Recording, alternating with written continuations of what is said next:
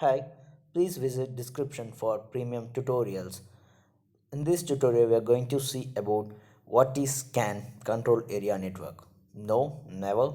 We have been discussed this what is control area network in previous tutorial, and you can find the same in many tutorials or even in wiki. But in this tutorial, I am giving you a very piece of information. There is a very small piece of information about control area network. That's what here we go. What CAN transmits, how CAN will be, how you process CAN signal.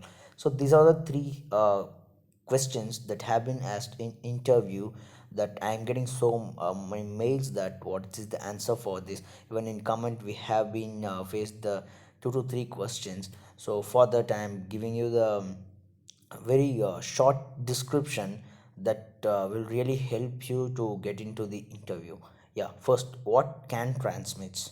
Here we all know, if we ask you to tell about CAN control area network, then you can start to telling, yeah, CAN's a control area network. It's the speed is 1 Mbps, blah blah blah. But the thing is, what CAN transmits? It's a very simple question, but many have been, the answer is silent.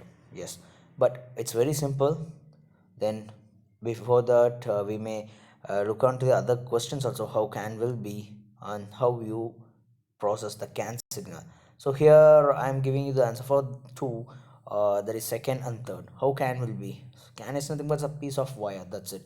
So CAN is a protocol, is nothing but the piece of wire. The data transmits in the piece of wire have some set of rules.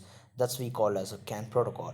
Apart from that, CAN looks, it's a CAN case that, or CAN card, or it's just a hardware and with a piece of wire that will carries the signal. So how do you process the signal? Through the tools like the CAN tools, like vector tools or any other tools that can process the signal, like using by sending the proper signal with proper time. So the main concept is that you can process the CAN by means of signals. Process nothing but sending and receiving. So that's how the CAN process. Then what CAN transmits? Yes. Yeah, here I have given a detailed explanation for the what exactly the CAN protocol transmits. The CAN protocol is nothing but the set of rules, but what transmits.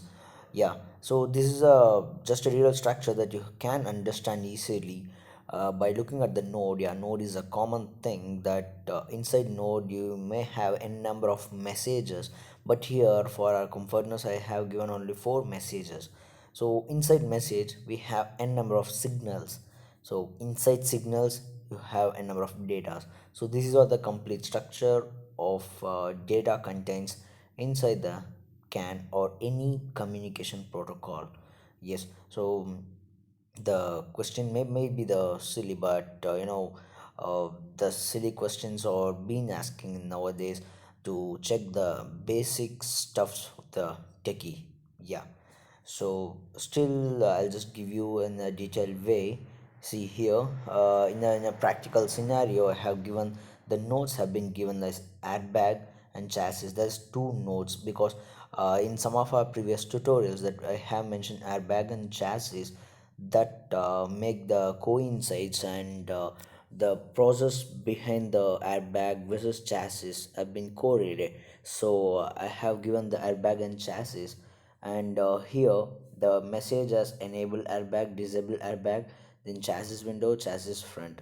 So then req is a request and status. So these were the message that contains the node.